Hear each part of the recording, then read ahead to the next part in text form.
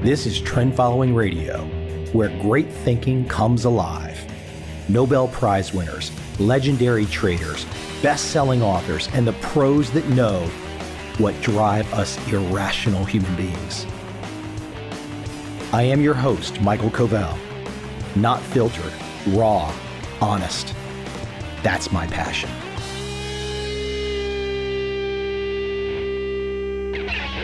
Consider this piece of wisdom. Life has a wonderful mechanism for dealing with people who ignore the truth. It's called death. Life has a wonderful mechanism for dealing with people who ignore the truth. And death is the result. Now, in this crazy social media world right now, where everyone's got an opinion, there's too much complaining, there's too much of just nothing happening, it's good to keep that in mind. Because while the truth will mean many things to many people, the ultimate arbiter is death. If you go against the truth, and there ultimately is a truth, if you go against the truth too far, you lose. And death teaches you the loss. Now, you can run up to the edge and pretend and never get to the death point, but never forget this little pearl that I'm reading today. Swiped from a friend across social media. I give him all the credit for either writing it or finding it. And I definitely would have put it in my most recent edition of Trend Following if I had seen it. Would you not like to see the opening salvo for the nightly news, or the front page of the Wall Street Journal, or the front page of the New York Times? Just straight across the masthead. Life has a wonderful mechanism for dealing with people who ignore the truth. Death. Visceral, in the gut. And you know what you know about that statement when you hear it? You know it's true. And it can cause all of us to take a step back from the daily insanity that is our lives and try and find truth. Try and find principles. I don't like to make this podcast topical. Topical bores the shit out of me. Because ultimately, if it's only topical, only about the here and right now, who the hell wants to listen to this podcast a year from now if they're new? I've tried like hell since 2012 to leave the energy here, to leave the words here, the wisdom here, either coming from my guest or myself. I want evergreen. I don't want dated. That doesn't help any of us. I mean, it feels good. You get the adrenaline rush to be the person that has the thing to say about the moment in time. But try and imagine yourself, like my opening salvo, dead.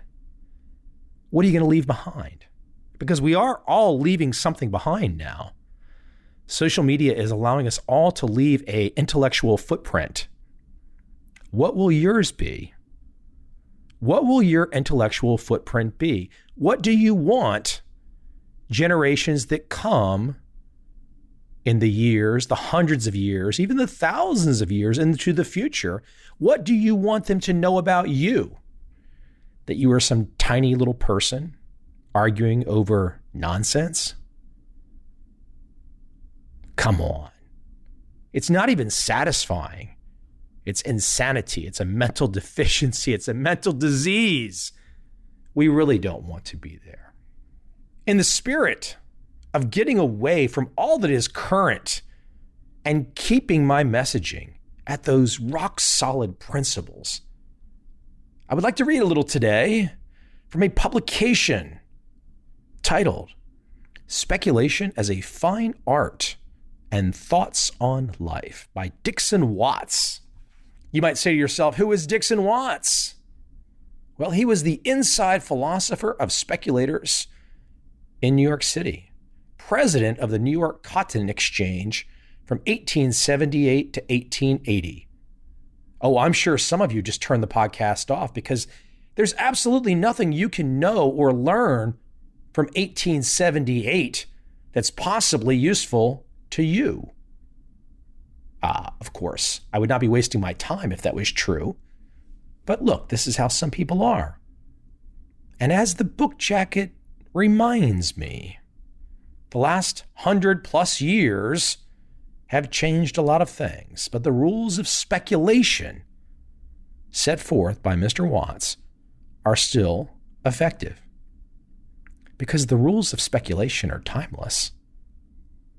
Now, of course, for some people out there, if they hear the word speculation, if they feel like a victim, if they feel like someone who does not have control, they will immediately just give up or whatever, complain. But speculation is the lifeblood. Speculation, to observe. That's what we all want to do. Across this podcast, across my guests, it's all about the scientific method. To speculate. To speculate is to live. To speculate is to produce. To speculate is to find profit. This is evergreen. This never ends. I mean, it ends if you don't follow good principles. But speculation across a population of humans, there will always be humans making the wrong decisions, not learned enough to know how to play the game. But today, you guys are lucky because you get to hear from Dixon Watts as I read some of his wisdom from the late 1800s to remind you that what I'm about to say is absolutely more important than anything that's been said in the local news for years and years and years. Because that's just about clicks and eyeballs and bait and ad dollars and keeping you in a state of disrepair, mental disrepair, pushing us all towards insanity. So for me to avoid insanity, I have to go back in time. I have to go back to the 1800s. Let me get started reading from Speculation as a Fine Art. What is speculation? Before entering on our inquiry, before considering the rules of our art, we will examine the subject in the abstract. Is speculation right? It may be questioned, tried by the highest standards, whether any trade where an exact equivalent is not given can be right. But as society is now organized, speculation seems a necessity. Is there any difference between speculation and gambling? The terms are often used interchangeably, but speculation presupposes intellectual effort. Gambling, blind chance. Accurately to define the two is difficult. All definitions are difficult. Wit and humor, for instance, can be defined. But notwithstanding the most subtle distinction, wit and humor blend, run into each other. This is true of speculation and gambling. The former has some elements of chance. The latter, some of the elements of reason. We define as best we can. Speculation is a venture based upon calculation. Gambling, a venture without calculation. The law makes this distinction. It sustains speculation and condemns gambling. All business is more or less speculation. The term speculation, however, is commonly restricted to business of exceptional uncertainty. The uninitiated believe that chance is so large a part of speculation that it is subject to no rules, is governed by no laws. This is a serious error. We propose in this article to point out some of the laws in this realm. There is no royal road to success in speculation. We do not undertake, and it would be worse than folly to undertake, to show how money can be made. Those who make for themselves or others an infallible plan delude themselves and others. Our effort will be to set for the great underlying principles of the art the application of which must depend on circumstances, the time, and the man. Let us first consider the qualities essential to the equipment of a speculator. We name them: self-reliance, judgment, courage, prudence, and pliability.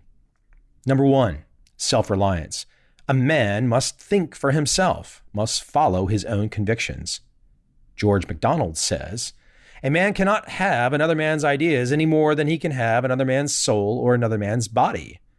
Self-trust is the foundation of successful effort. Number 2, judgment. That equipoise, that nice adjustment of the faculties one to the other, which is called good judgment, is an essential to the speculator. Number 3, courage. That is, confidence to act on the decisions of the mind. In speculation, there is value in the dictum: be bold, still be bold, always be bold. Number 4, prudence. The power of measuring the danger together with a certain alertness and watchfulness is very important. There should be a balance of these two: prudence and courage. Prudence in contemplation, courage in execution. Lord Bacon says, "In meditation, all dangers should be seen. In execution, one, unless very formidable."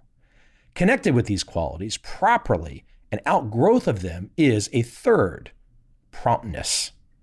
The mind convinced the act should follow. I just love that, right?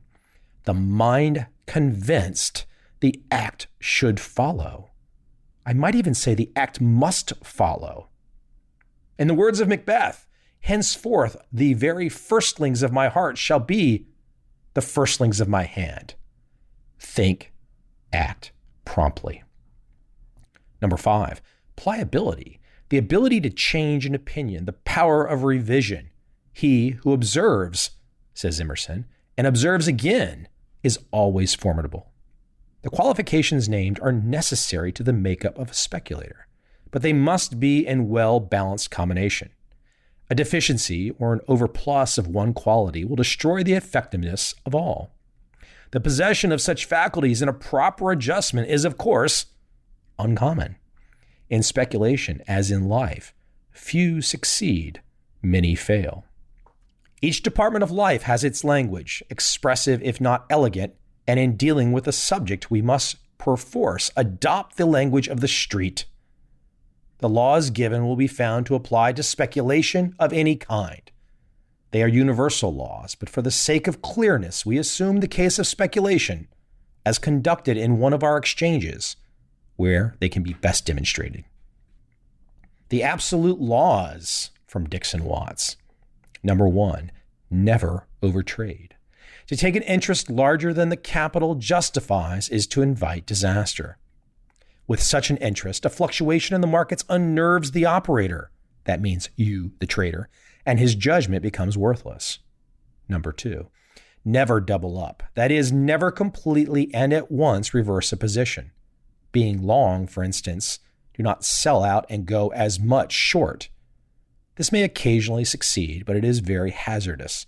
For should the market begin to advance again, the mind reverts to its original opinion, and the speculator covers up and goes long again. Should this last change be wrong, complete demoralization ensues.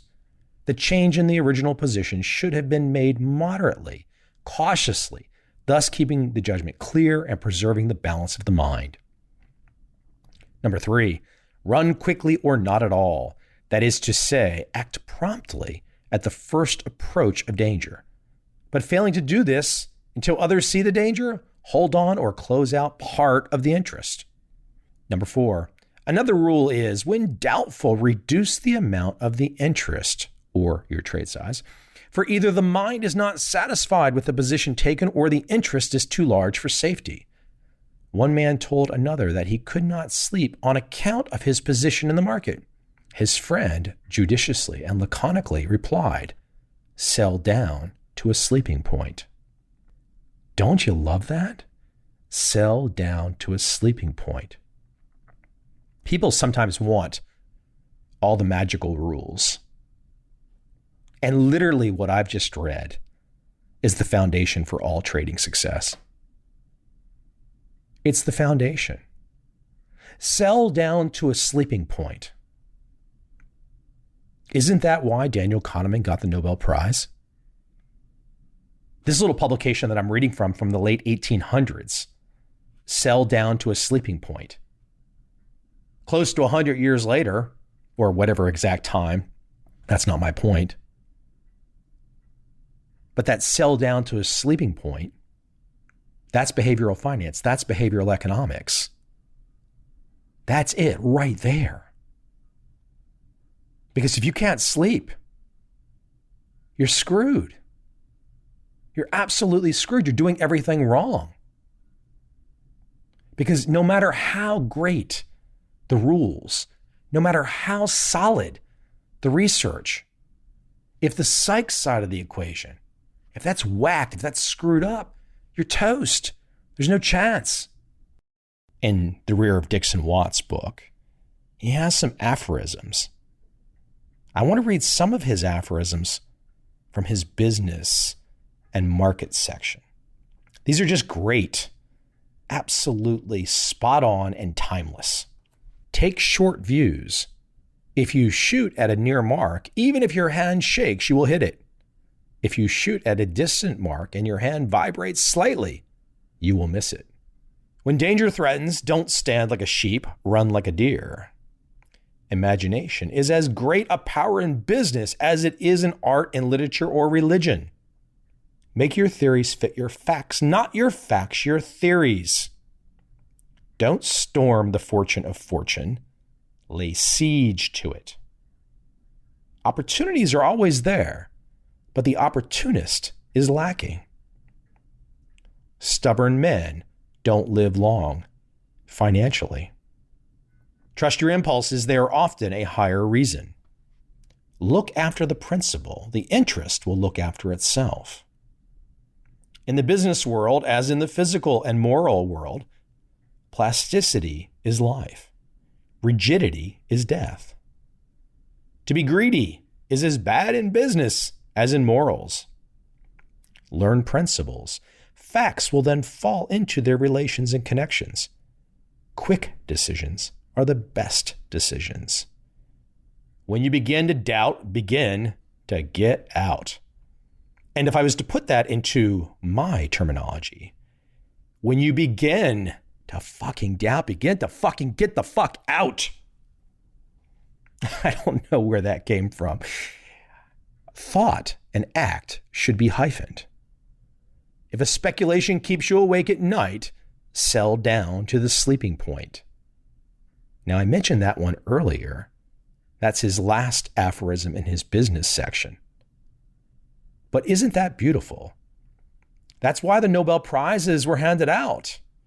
That's why we have behavioral economics, behavioral finance. Not because of the people in the last 5, 10, 15, 20 years. No, people like Dixon Watts, they figured out this stuff a long time ago. Human nature is human nature. Just because we are in 2019 does not mean we are fucking special. We're not fucking special. And you know what? When Dixon Watts wrote this stuff in the late 1800s, he wasn't special. These insights were around long before he was. Now I give him all the credit for codifying, for putting down what he saw during that time. But it wasn't novel in 1878. It wasn't new then. It was only new to people who did not understand or who had never heard of such principles. He also has some aphorisms just titled Men. Now, of course, in a identity world today, to title a group of aphorisms Men would be to assume that this guy is some woman hater. I don't assume that. But before I go off on my political soapbox about the insanity of modern life, let me read his aphorisms. Some men are so mellow that they are rotten. Little men talk of people, great men of things. The self-important man is seldom important to others. No man is as good as he is thought to be, no man as bad. A tiresome man, a man with a theory. Money adds nothing to an extraordinary man, but it is the saving grace of an ordinary man. The able man compares himself with the known and is proud. The great man compares himself with the unknown and is humble. The vain man is laughable. The proud man is insufferable. An able man disdains the wisdom of other men. A great man uses the wisdom of other men. Two kinds of men: men who see things as they are and men who see things as they ought to be. The former are practical, the latter reformers. The wise man accepts the position of the former and works to accomplish that of the latter. Against flattery, women are on guard.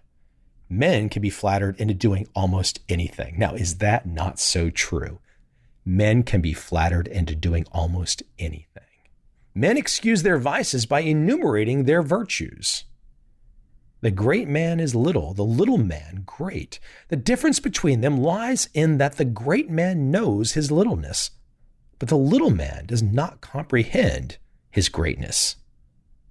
The little man demands to be understood. The great man is content to be misunderstood. The man who talks of his grand acquaintances is never a grand man. Some men are icebergs. They never had any heat. Others are burned out volcanoes. Only the ashes remain. Men who go straight to the point either see very little or see very much. Men have the courage of their opinions. Few the courage to abandon opinions. A real man has no appearances to keep up. The man who stands on his dignity has nothing else to stand on. The self-made man is proud of a very poor job. Strong men are silent. When a strong man begins to talk, he is losing his power. The talented man must live to be appreciated. The genius must die to be appreciated. The most complete man is he who touches life at the most points. The man who monopolizes the conversation has a monopoly himself. The mistake of an able man is that he thinks others are as able as he. That was the last of his aphorisms under the category of men. And it might be one of the hardest for achievers to understand. Because when you look out at the world and all you see is opportunity, you see achievement, you see the potential for success, you see this great canvas that you can play on. And that canvas could be the markets, for example. It could be a venture capital investment. It could be a new business that you're starting. The able man sees all of that, sees all of that opportunity, and wants to share it with everybody. Wants everybody to get on board and to believe and to go there and to make life, society greater. But only so many people can get on that train. There are only so many able men at the time where the able man is most able. It's often a solitary journey. It's a solo journey to find that greatness. So it becomes the mistake for you, if you really want to achieve, if you really want to make it happen, it's you. It's you alone. It's not you in an anonymous chat forum. It's not you on Facebook with hordes of people either saying yes or no. No, the game is played with you, with myself. It's just us. That's the game. Anything else? That's the warm-up act. You'll know you're in the game where you don't give a shit about what anybody else is doing in their particular game. Then you'll know you're playing.